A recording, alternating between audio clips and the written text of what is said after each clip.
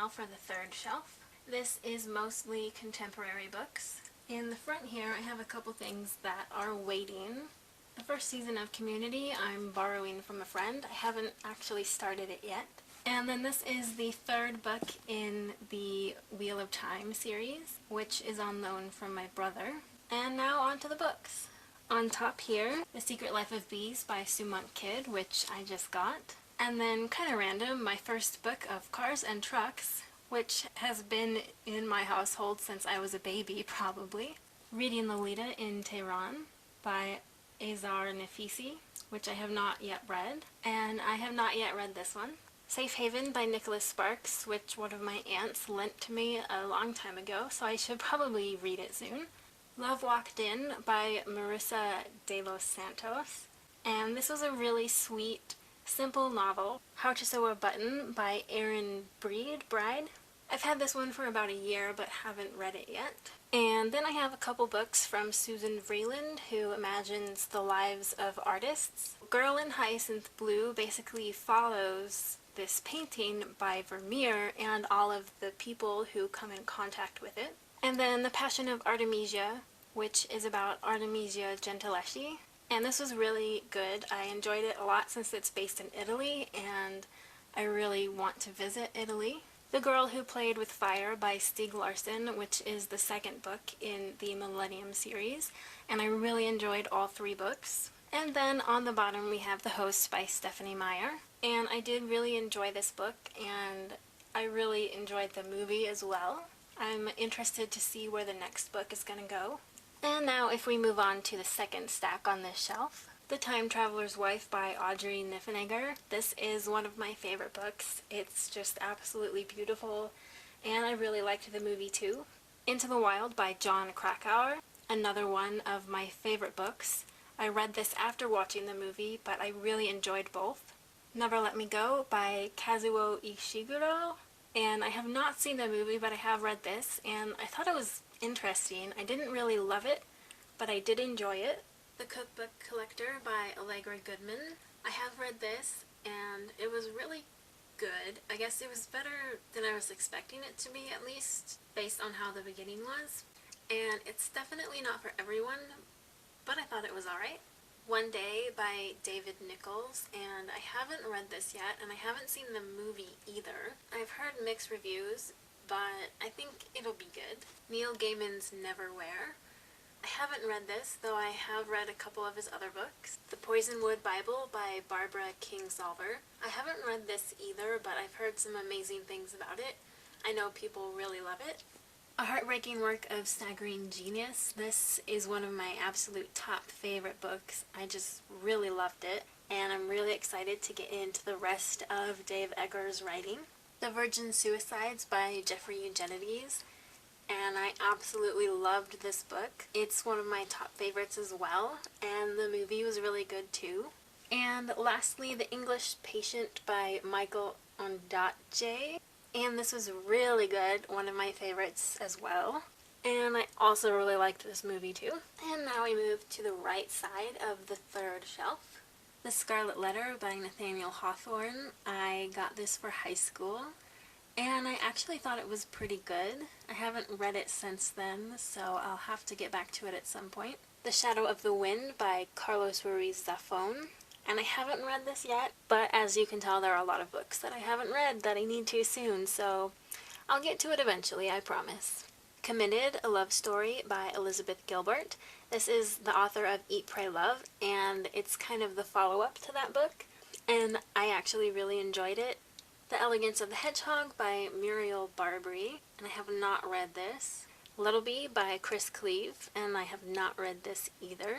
Her Fearful Symmetry by Audrey Niffenegger, the same one as The Time Traveler's Wife, and I have not read this, and I know most people don't like it nearly as much as Time Traveler's Wife, but I have high hopes for it. The 13th Tale by Diane Setterfield, and I have not read this one either. And then here on the very bottom we have The Short Second Life of Bree Tanner and the Twilight Saga, the official illustrated guide. I did actually really enjoy The Short Second Life of Bree Tanner. I really liked some of the characters in the story. And then moving over to the right side, Daniel Wallace's Big Fish, which I really loved, and I really like the movie too. I Capture the Castle by Dodie Smith, and I have not read this, and I know a lot of people really adore it. 100 Years of Solitude, and I have not read this one either. Zaytoon by Dave Eggers. I haven't read this one. As you can see, it is autographed and dedicated to Charlie. I don't know who Charlie is, but apparently he didn't want to keep the book. An Object of Beauty by Steve Martin. This is one that I got at the most recent library sale. And then I have a few classic children's books. This is Frog and Toad Together by Arnold Lobel. And Mouse Tales, also by Arnold Lobel. Little Bear's Friend by Elsie Holmlund Minerick. Illustrations by Maurice Sendak. And Little Bear by the same people.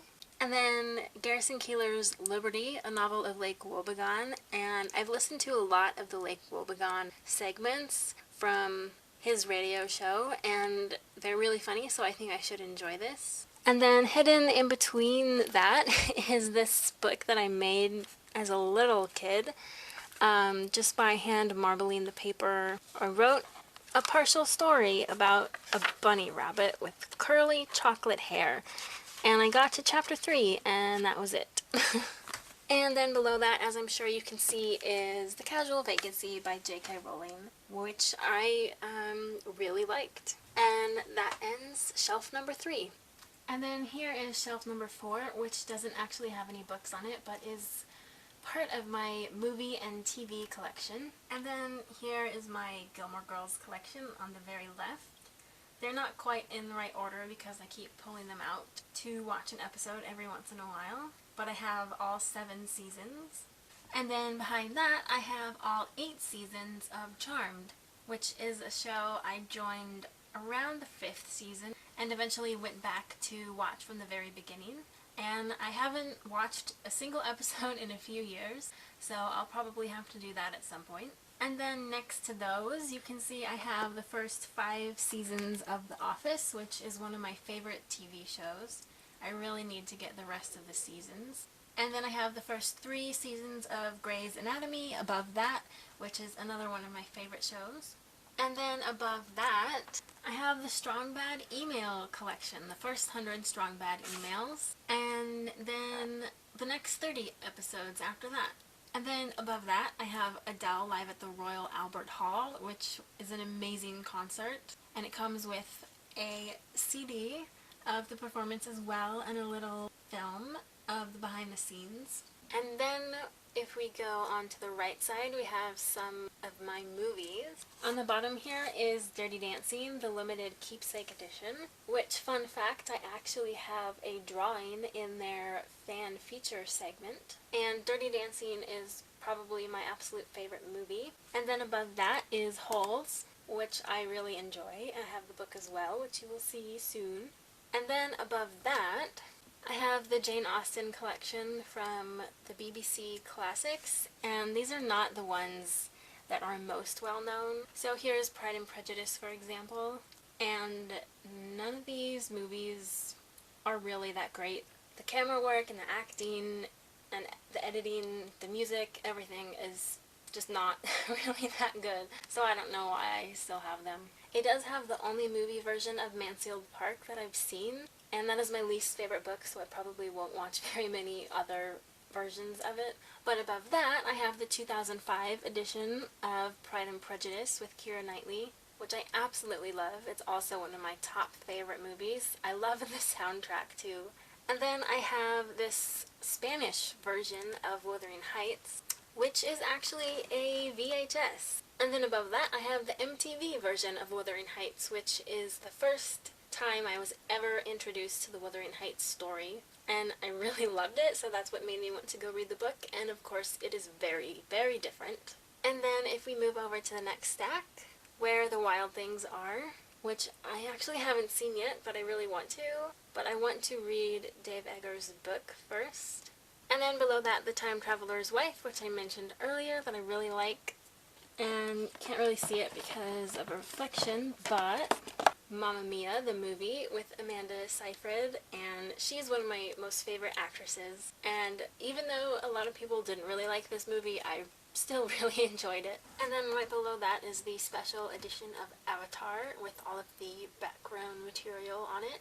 And then below that is The Goonies, which is just one of the best movies ever. And then I have The Bat, starring Vincent Price. And this is just a movie that I won somehow in a class in college for guessing the right answer in a quiz game or something.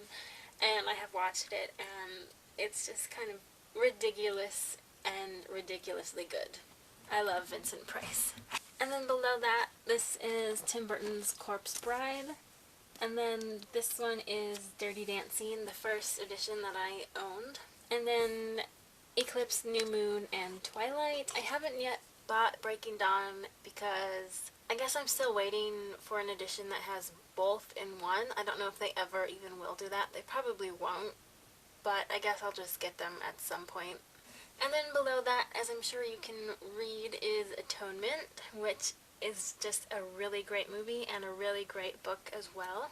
And then on the very bottom is Office Space, special edition with Flair, another really great movie.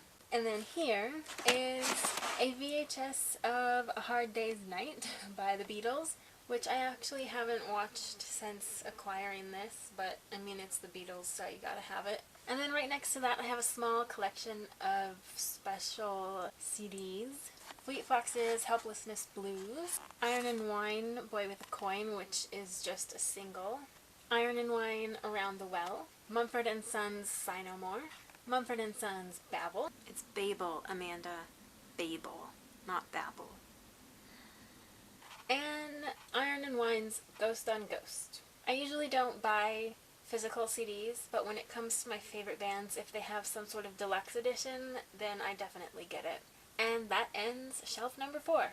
And then here is the very bottom shelf, which is my art book collection. So if we start on the very left, this is my smaller collection of Georgia O'Keeffe paintings. And then this one is very heavy, so I'm not going to pull it out, but it is Leonardo da Vinci's complete painting and drawings.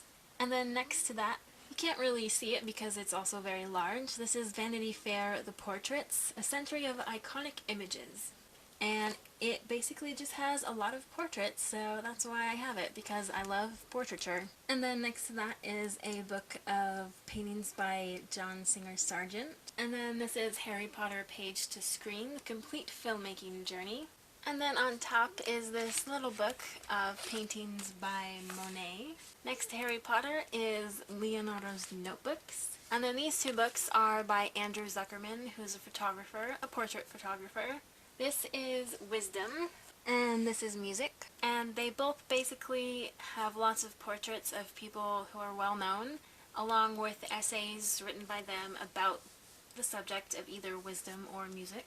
Next to that is this book of paintings by Gustav Klimt, and then this is my book of Human Anatomy for Artists. It basically just tells you about all of the bones and all of the muscles, and how they act together to form a human. So this right here is The Legend of Zelda: Hyrule Historia. Basically all of the history of the game so far and a little bit of the background game design. And then next to that, masterworks from the collection of the National Gallery of Canada on the occasion of the inaugural opening of the Vancouver Art Gallery. I was not there for that occasion, but I found this at some yard sale or something, so just decided to get it because it's got some cool artwork on the inside. And then Harry Potter the Exhibition, the official exhibition guide. And I did go to the exhibition in Seattle with a friend, and since you couldn't take any photos, I decided to get this. And then this nondescript book is Dürer, Paintings, Drawings, and Prints. That's Albrecht Dürer, if you didn't know. And then here on top we have some more small art books. Here's Todo en un Museo. I bought this at the Reina Sofia in Spain. Rembrandt, Master of the Portrait. Images of the Body. And Leonardo da Vinci, The Mind of the Renaissance. And then 500 self-portraits. And then back down here, this is my art history textbook for college. It is the 12th edition of Gardner's Art Through the Ages. And then right here, we have vitamin D and vitamin P. which is basically new perspectives in drawing and new perspectives in painting. And then next to that, I have this book on Tommy DePaola, his art and his stories. He's definitely one of my favorite children's book authors. And then I have this book on Cecilia Beau, an American figure painter. She's definitely less well known, but I really like her work. And then next to that, Harry Potter film wizardry. And then here is the Harry Potter issue of Empire magazine, which I had to special order online. And right next to that is Harry Potter, a sticker collection. Then I have an edition of Scholastic Art magazine, the Chuck Close issue, one of my favorite portrait artists. And then I have this Holiday 2012 Noble Collection catalog with The Hobbit on the cover. And then this Harry Potter catalog from the Noble Collection. And then this is Launching the Imagination, which was a textbook for one of my beginning classes in college for my art degree. And then this is yet another book on Leonardo da Vinci. 100 masterpieces of the d'Orsay Museum. And I didn't actually get to go there, but I bought this at the Louvre in Paris. Painting the Century, 101 portrait masterpieces from 1900 to 2000. And then right here I have my two Guerrilla Girls books. The Guerrilla Girls Bedside Companion to the History of Western Art, which is basically highlighting female artists throughout time that are probably less well known because sexism. And along those lines, Bitches, Bimbos, and Ball Breakers, the Guerrilla Girls Illustrated Guide to Female Stereotypes. And then this is a book that I bought when I took a class on Victorians and about how the Victorian age influenced art and was reflected in art of the time. And I didn't actually end up reading this, but I still plan to someday. And then Postmodernism. This was required reading for my Art Since 1945 class in college. The Brown Sisters by Nicholas Nixon. He's a photographer, and he basically photographed his wife and her three sisters every year for many years. Art/work, which was required for my thesis preparation class in my last year of college. Another book on Monet, and another on Albrecht Dürer, and a book on Alphonse Mucha, one of my favorite artists. Seeing the Figure Now, another book on figurative artwork. Drawing on the Right Side of the Brain, which I actually haven't really looked through. It's just one that was in my parents' collection. Robert Lehman Lectures on Contemporary Art, another required book for my Art Since 1945 class. And another book on the art of the Impressionists. And The Victorians by Jeremy Paxman, which was the main text we studied in my Victorian class in college. And we did it! That's the end of the tall bookshelf.